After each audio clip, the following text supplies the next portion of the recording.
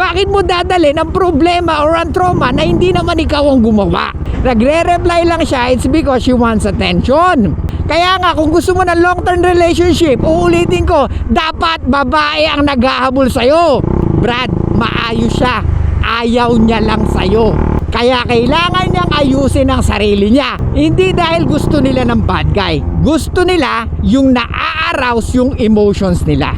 Dahil unang-una, tayo ang gatekeeper ng relationship, hindi sila. Hey, what's up guys? It's your boy, Suflano Moto. Okay, for tonight's vlog, let's talk about ang nag-send sa atin ng picture na to. So, ang sabi niya sa atin, baka pwede daw ba nating gawan ng content. So guys, pakibasa nyo muna para at least makarelate kayo sa aking mga sasabihin. At you can comment also below kung ano yung thoughts nyo dito sa pictures na to. Kasi eto si Guy, mukhang napaka nice guy at napaka willing to save the woman na dinidiskartehan niya. Kaso ang problema, hindi ganun kataas ang attraction ng EA sa kanya. Guys, ganito, para mas maliwanagan kayo, nasa sa inyo na lang kung tatanggapin nyo. Most of y'all are blinded with your emotions once na kayo ang naghahabol sa babae. Uulitin ko, bulag kayo pagdating sa babae once na kayo na ang naghahabol sa babae. Tandaan nyo, women are emotional creatures. Guys, makinig kayo sa mga sasabihin ko at sana may mapulot kayo. Okay, ganito guys. Lagi sinasabi ng mga babae or karaniwan naririnig natin is dapat lalaki ang naghahabol sa babae. Tama? Dapat tayo yun, syempre tayo nanliligaw, di ba? Kasi yun daw yun dapat. At yan ang gusto ng mga kababaihan. Pero hindi nyo ba naiisip or hindi nyo ba nare-realize na pag ikaw ang naghabol sa babae, naboboard sila or nawawalan sila ng gana? Kailangan sila yung may gusto sa atin or sila yung mas may gusto sa atin. Nagigets mo? Dapat tayo ang kanilang hinahabol. Yung talagang may pagtingin na mas mataas kesa sa pagtingin natin sa kanila. Or yung masasabi natin na pang relationship. Pero hindi yun to the point na ikaw yung magbibigay ng lahat para makuha mo yung relationship sa kanya. Dahil unang-una, tayo ang gatekeeper ng relationship, hindi sila. Uulitin ko, women are emotional creatures. Okay? They use their emotions sa lahat ng desisyon na ginagawa nila. So since they are emotional creatures, so ibig sabihin, kailangan ng stimulation, kailangan ng arousal. Tama? At lagi kong sinasabi sa inyo yan. Pag hindi na-arouse ang emotions ng babae, wala silang gana. Or naboboard sila. Or naboboring sila. Or hindi ka nila magugustuhan. Kaya nga women are what? Attracted with guys na red flag.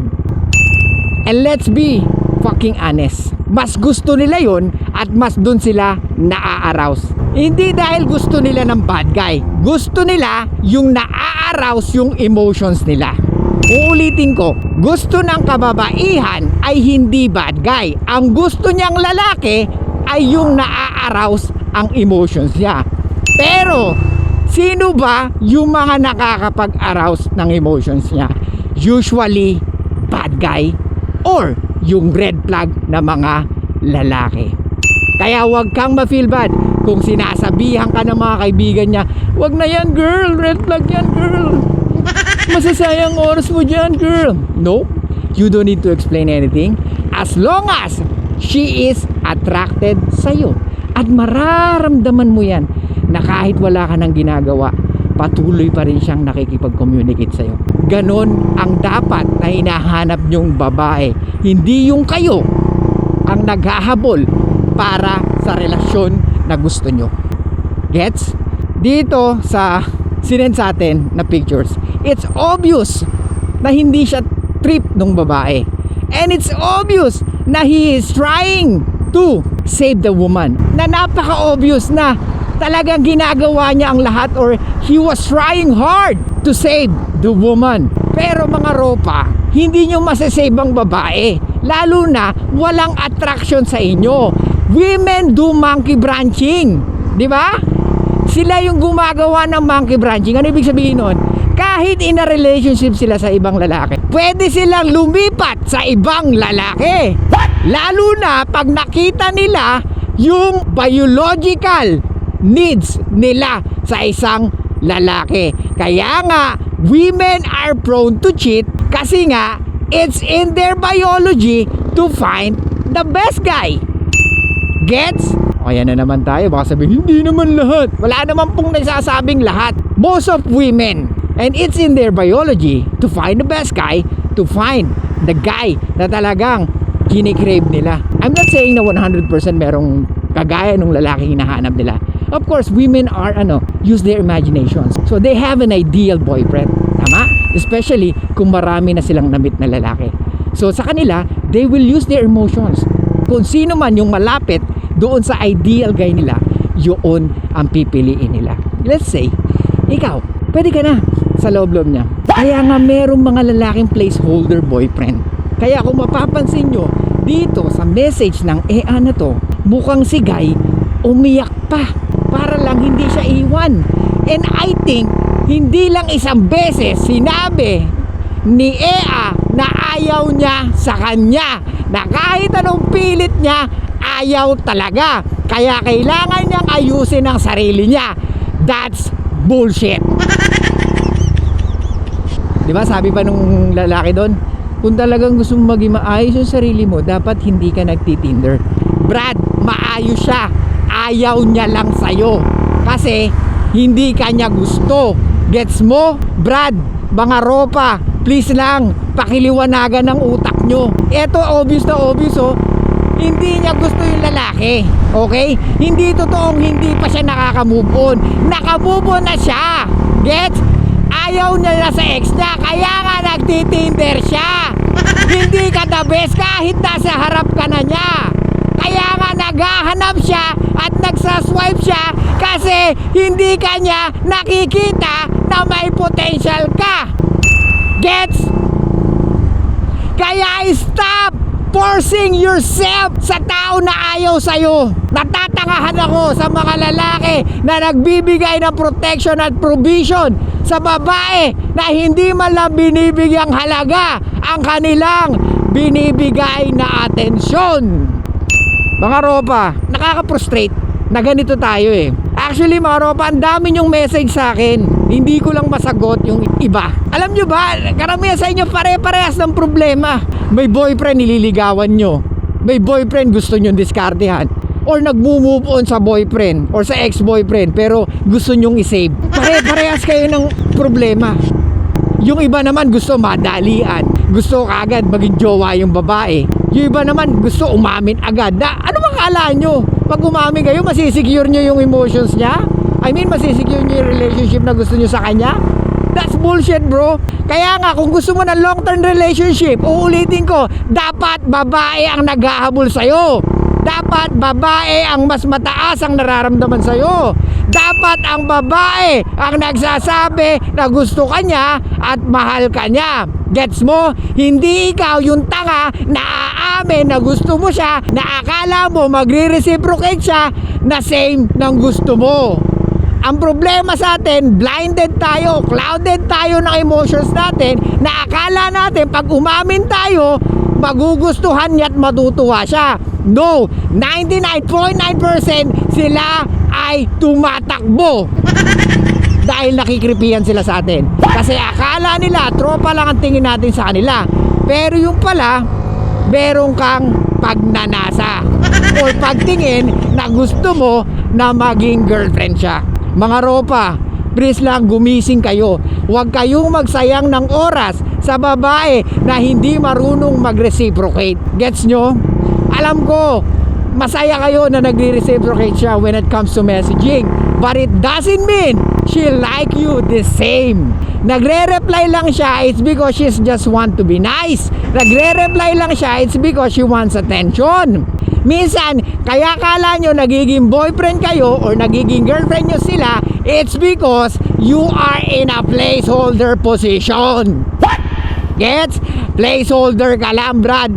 Since wala pa naman the best, ikaw muna. Kaya pag nandyan na, babay na. Gets? pakibasa uli yung message ni Ea dun sa lalaki. Big boy ka na, don't cry. What the hell? Tapos ewan ko sino nag-post niyan. Bakit mo pinost, Brad? Kung ikaw yung may-ari bilang lalaki, hindi ko po-post yan. What are you trying to prove? You are crying for help, man. That's what you're trying to communicate. Well, naiintindihan namin bilang lalaki, okay? Pero yung ibang babae, do you think naiintindihan nila yung ginawa mo na yan? No, it's not. Wala ka nang magagawa. Unang-una, hindi mataas ang attraction niya sa'yo. I'm talking about yung lalaki dun sa message. Kung mapapansin nyo, halatang maraming beses nang nagpumilit si Guy. Halatang maraming beses na siya binasted or nireject ni Ea. At eto pa, nagtitinder pa. Tapos sasabihin mo, iniisip mo bilang lalaki, hindi siya fine. Tapos idadahilan niya, hindi pa siya nakaka-move on. Okay siya, naghahanap nga lang siya ng the best sa Tinder. And she just want to have fun. Guys, stop dealing with them. They have their own trauma. Tama yung sinabi ni Ea. Let me deal with this. This is my own problem. Ayokong it's unfair na ikaw ang magdala. Tama! Bakit mo dadalhin ang problema or ang trauma na hindi naman ikaw ang gumawa? Brad, natatangahan ako sa atin. Kasi bakit mo kailangan i-save or dalhin yung trauma ng isang babae kung unang-una dumating ka sa buhay niya, meron na siya. Kaya nga, ito naman ladies, well, di ko naman kayo masisisi. You always want attention from men. And you feel beautiful and you feel good every time na may mga lalaking lumalapit sa inyo at nag-approach sa inyo. Di ba? And let's be honest, nakakataba ng puso or nakakaganda sa inyo na may mga lalaking talagang willing magbigay ng oras, attention, di ba? Sinasabihan kayo maganda, nagko-compliment sa inyo, di ba? Kaya nga, napakaswerte ng mga babae kasi everyday nila naririnig yon. Pero sa ating mga lalaki, it's very seldom to hear that.